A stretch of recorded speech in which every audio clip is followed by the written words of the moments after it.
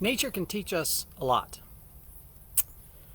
In fact, there's so much design in nature that we have built our life around. I want to talk a little bit about lessons from a beehive. I've got a couple of beehives out there and been keeping bees for, I don't know, 10 years, maybe, something like that. And I want to talk a little bit about leadership lessons from a beehive. A beehive is a well-run organization.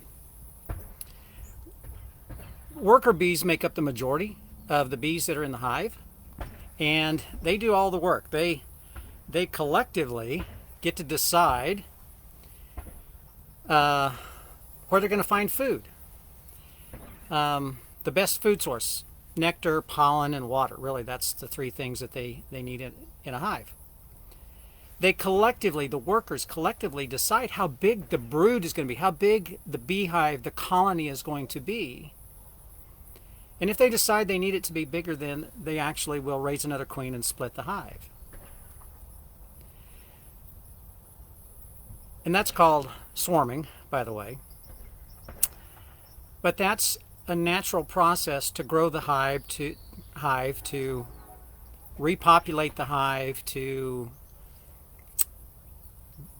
build a new colony when you've got an old queen. There's a queen in the hive. And without a queen, the hive will be sluggish. They won't know what to do. They'll just kind of be without direction, and they eventually will die without a queen. So let's talk a little bit about the leadership role of the queen. The queen in the hive defines the culture of the hive. And because the queen defines the culture, the workers are able to do their job with purpose and with direction. They know what they're doing. They know where they're supposed to go. They know how to do their job because they have a leader. They have a queen who sets the culture of the hive, who determines how it's going to run and what they're going to do. The queen develops a common language in the hive. And that's what differentiates one hive from another. And a lot of that is the smell and the aroma of the queen. Each one is different. And when if a bee goes to a different hive and does not belong, does not recognize the smell of that queen, or the others do not recognize the smell of their queen, they will kill that bee and they will run it out. So the queen creates a common language, a common bond in the group. She does that by sharing ideas. We do that in leadership, in business, by sharing ideas and managing resources. A leader isn't the one and only person who does the work and manages the resources and makes sure things get done. It's all of the people on the team, in the group, in the business, but the leader sets the culture. And then everybody shares the idea of how to produce and how to succeed and how to manage the resources. In a hive, the worker bees decide how to manage the resources, how to feed the new baby bees, and how to clean the hive, and how to air condition the hive, because in the summer when it's well over 100 plus degrees here in New Mexico, inside that hive is about 93 degrees. And they know how to do that by using water and circulating air. And they know how to build for the future. The queen lays the eggs, but it's the workers who help grow them and help teach them. When a new bee is born, they don't know how to go get nectar. They don't know how to go find pollen. They're taught by the others. And so the workers in the hive take the culture that the queen has given them and helps the others learn and become part of the hive, part of the group. And the queen does this through this stuff called queen substance. It gets passed from worker to worker. And once they all have this queen substance on them, they're able to go about their business and do it calmly because they know this is their home. They know that the leader is there to support them, to encourage them, to lead them through whatever the challenges are. Leaders build culture. Leaders define the rallying cry for the survival for their business. 2020 has been a tough year for a lot of business, and a lot of businesses have gone out of business. One, because they didn't pivot. Maybe they needed to raise a new queen, which means they needed to create a new culture. They were stuck in the old culture. That queen died, and they floundered, and the business died. They needed to create a new culture. The leader will build the culture in an organization, and every person in that business, in that culture, understands what that culture is and works to support it, to uphold it, to make it grow, to make it successful, and to make it work. With a purpose,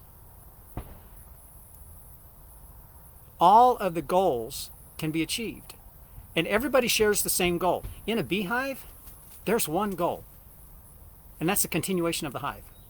That's it. There are many goals, sub-goals. There's one to clean the hive. There's one to go get water. There's one to go get nectar. There's one to go get pollen. And when a bee comes back with pollen, there are other bees that meet it at the front door and say, "What you got? Let me take that from you and let me go put it up. You rest for a little bit, then go back out and do it again. You did such a great job. Go get some more." And then there are bees who will defend the hive. When attacks come from outside or they feel threatened, there are bees. Their job is to go defend the hive. I know for a fact because they have defended themselves from me, and I've been stung multiple times all over.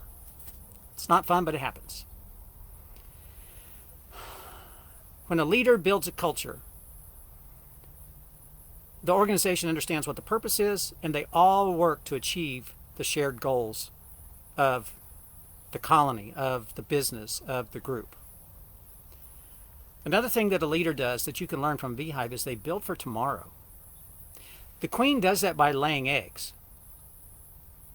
She's growing the next generation because bees don't live real long. It's only a few weeks that bees live, and then they die. And so they have to continually be growing new workers and growing a new colony and a new group. And so the queen, her primary goal is to lay eggs and to keep everybody together by being the leader.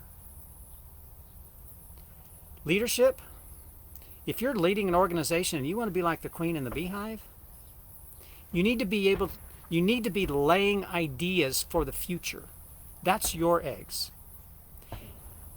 Encouraging the organization to grow into whatever the future is, into the value that it's going to have in the future, so that it will survive, so that it will succeed. That's what leadership is. That's what being a leader is. A leader doesn't come out and demand things to be done. A leader sets the culture and teaches everybody what that culture is and what it means and how you can be a part of this culture. That's what the queen bee does by giving everybody her scent. She determines the culture, and everybody knows what's happening and where they're going, and they know what part they play. Queen doesn't go out and find the nectar. Queen doesn't guard the hive. And leaders of an organization shouldn't be the ones who do all the work. If the leader did all the work, then you don't need everybody else. And I promise you, you won't grow very far and you won't grow very fast. Leaders aren't necessarily the ones who have to protect themselves by coming up with all the work and make sure all the work gets done. Workers in your organization, the employees in your organization, the teammates on your team, they know what to do. And they know when to do it as long as the leader has set the culture and the expectation. And then the leader supports them along the way. The queen in the beehive focuses on sharing the culture in the hive, her culture in the hive, and building the organization. That's her two main goals: establishing the culture and growing the organization. The workers take care of all the work. The workers make it happen. They understand that that's the leader's two responsibilities, and they have bought into the culture, and so they are there to support it and to make it grow. So as a leader, you should focus on defining and spreading a shared culture in your organization. That's up to you. It's not up to just, well, what are we going to do this year? Let's go have another strategic planning meeting for the next year and figure out what we're going to do next year. It's okay. It's not a great way to do it. Leaders need to be spending time looking and planning for the future and then defining what that is, sharing it with your team, with your business, with your employees, spreading the culture that the leader wants to develop in the organization, and encourage new ideas because the leader doesn't know it all. The leader can define the culture and share the direction that we want to go. It's the workers who can come up with the best ideas because they're the boots on the ground. They're the ones who are doing the work. Ask them.